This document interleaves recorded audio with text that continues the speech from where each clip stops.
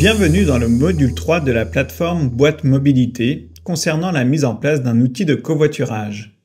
Le covoiturage se pose en solution de mobilité durable adaptée aux petites municipalités et aux zones périurbaines et rurales du Québec où les options de transport en commun sont souvent limitées.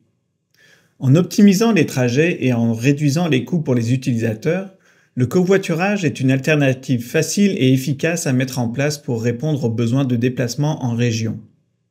Dans sa forme la plus simple, le principal avantage du covoiturage est qu'il peut s'organiser rapidement et informellement tout en rentabilisant le parc automobile existant. Il ne nécessite pas d'investissement majeur ni de grosse organisation. Cependant, pour espérer générer un engouement et un maintien de son utilisation dans le temps, il faut s'attendre à déployer des incitatifs et des ressources plus structurantes. Dans sa forme la plus complexe, l'implantation d'un programme de covoiturage requiert une analyse précise des besoins, des consultations locales, la mutualisation des ressources et le choix d'une plateforme numérique adaptée. De plus, la prise en compte des aspects légaux tels que le partage des coûts et les assurances assure la viabilité et l'accessibilité de ce mode de transport. Ce module explore ainsi les différentes manières d'aborder la thématique du covoiturage dans votre organisation et vise à vous inciter à mettre en place rapidement des actions concrètes pour favoriser son utilisation. Dans sa définition la plus simple, le covoiturage est une entente entre plusieurs personnes se déplaçant dans une même direction pour partager un trajet en voiture, notamment pour se partager les frais de déplacement et pour réduire leur impact environnemental. Au sens de la loi, le covoiturage est une forme de transport collectif où la prise de passagers est accessoire à la raison pour laquelle le chauffeur se déplace.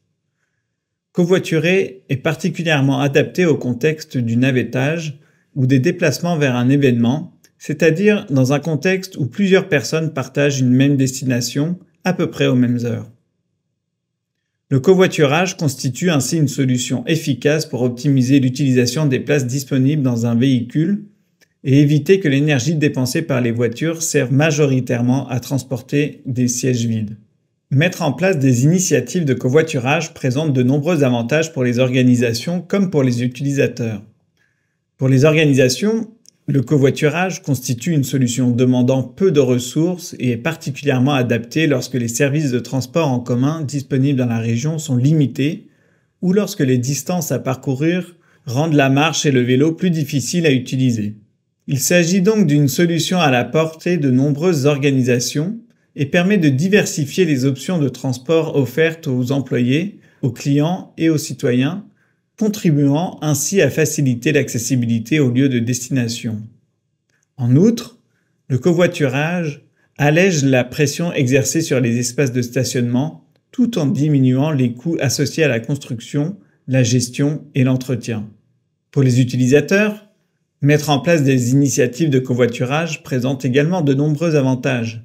En effet, cette pratique permet de partager les frais de transport, essence, usure de la voiture, diminuant ainsi les dépenses personnelles tout en favorisant le développement de liens sociaux, notamment pour les collègues qui travaillent au même endroit.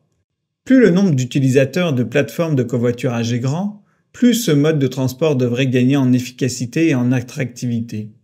Nous détaillerons plus tard dans ce module les différentes clés de succès, mais la facilitation du jumelage entre les employés est primordiale. Ainsi, l'implication du gestionnaire s'avère déterminante pour faciliter le jumelage entre conducteurs et passagers, ainsi que pour sensibiliser et mobiliser les utilisateurs potentiels à adopter le covoiturage comme solution de déplacement. Pour ce qui est des responsabilités légales et des assurances, le covoiturage, pour respecter le sens légal, doit rester une activité accessoire au déplacement principal. Le conducteur peut uniquement demander un partage des frais liés au transport sans percevoir de rémunération. Cependant, l'employeur est autorisé à instaurer des incitatifs financiers pour encourager cette pratique, comme une indemnité kilométrique pouvant atteindre 54 sous du kilomètre parcouru, ou encore la réduction des coûts de stationnement. Il est également recommandé d'allouer des espaces de stationnement réservés. Par ailleurs, le véhicule doit être un véhicule de promenade pouvant accueillir au maximum 9 occupants et la personne qui conduit ne peut pas effectuer plus de 2 courses par jour, totalisant 13 heures au total. Dans le cas où les trajets se font au-delà d'une même communauté métropolitaine, 4 courses peuvent être effectuées, mais ne doivent pas dépasser 100 km. C'est l'ensemble de ces critères qui différencient le covoiturage des autres options de transport comme le taxi ou le voiturage, c'est-à-dire Uber ou Lyft. Du point de vue des assurances, puisque les utilisateurs utilisent leur automobile personnelle, votre organisation n'a pas de responsabilité. Pour les utilisateurs, tant que le covoiturage demeure du covoiturage et non une activité commerciale, selon les conditions légales expliquées précédemment, il n'est pas nécessaire pour le conducteur de souscrire à une police d'assurance distincte. En cas d'accident qui blesse un passager n'ayant pas sa propre couverture, celui-ci peut adresser une réclamation auprès de l'assureur du propriétaire du véhicule. Pour les employeurs, nous recommandons cependant d'adapter votre politique de travail interne pour vous préparer à certaines situations. Par exemple, s'il devait arriver un incident entre 2 employés, comme du harcèlement.